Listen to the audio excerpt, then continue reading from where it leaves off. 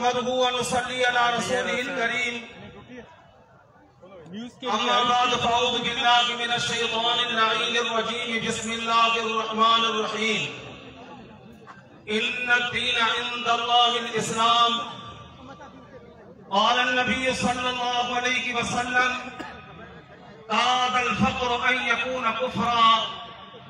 सदक़ल्लाहुल अलीयुल अज़ीम। अल्लाहुम्मा सल्लि अला मुहम्मद व अला आलि मुहम्मद कमा सल्लैता अला इब्राहीम व अला आलि इब्राहीम इन्नका हमीदुम मजीद।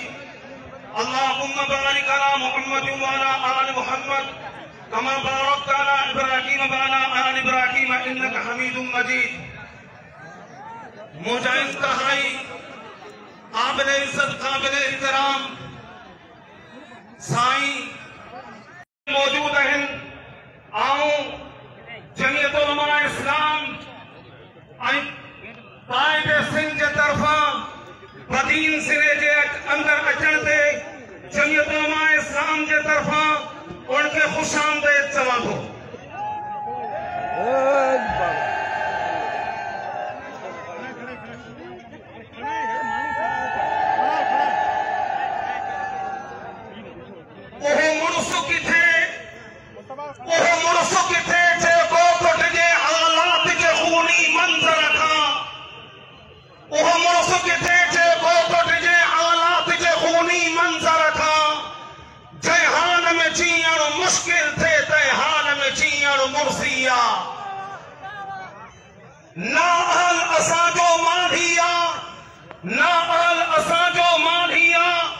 गुलशन ऐं गुलन जो छा थींदो?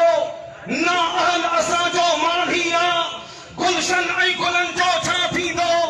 बदज़ौक़ जे हथ में बाग़ रहियो हिन मासूम बननि जो छा थींदो? कामन खे इजाज़त कां जी बुलबुल जे सदा ते आ बंदश हर शाख ते चिगरो वेठो आ अंजाम गुलिस्तां छा थींदो?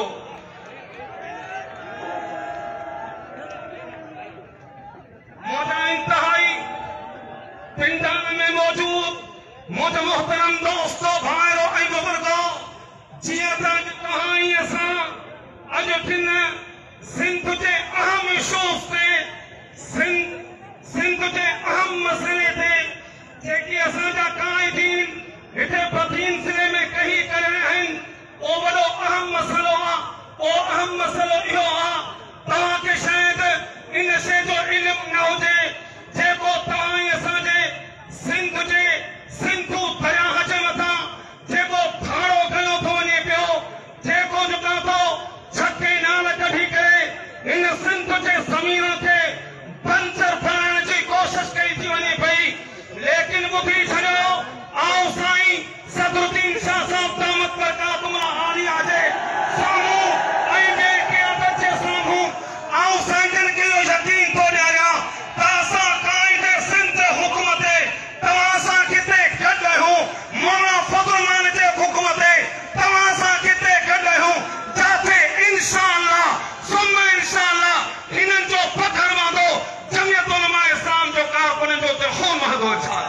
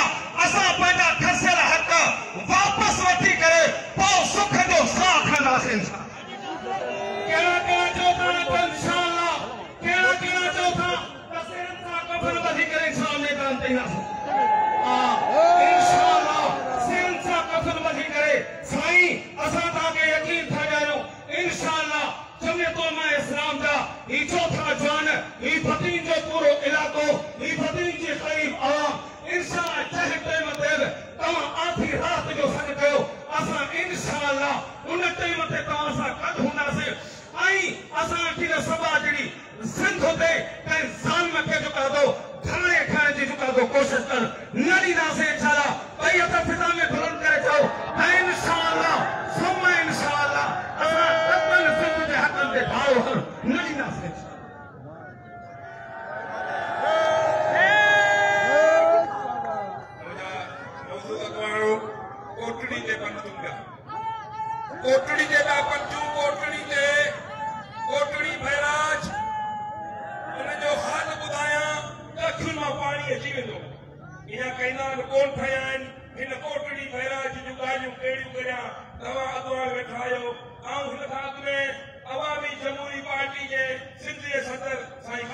ठाकुर खे चवंदसि त उहो अची पंहिंजे ख़्यालनि जो इज़हार करे। खादम ठाकुर।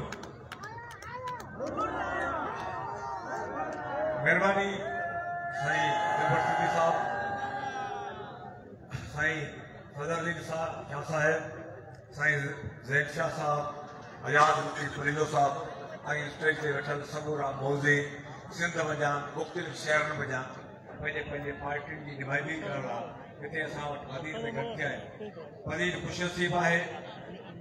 वज़ीर हिन खां अॻु में तमामु घणो लहरनि वीरनि तूफ़ाननि ऐं ज़िलज़िलनि जो शिकार रहियो आहे।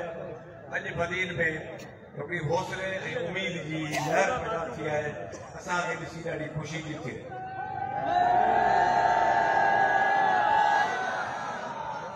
तूं चओ बि पुछां, तूं चओ बि लुछां, पर तोखां हिकिड़ी ॻाल्हि पुछां। तूं कंहिंखे ख़ामोश कंदे ऐलान हज़ारे मान रुगो। सिंध जो बचो बचो, उहो कश्मीर में हुजे, उहो कालूंजर ते हुजे, उहो केटी पथर ते हुजे, किथे बि हूंदो, सिंध जे पाणीअ खे बंदि थियणु न ॾींदो।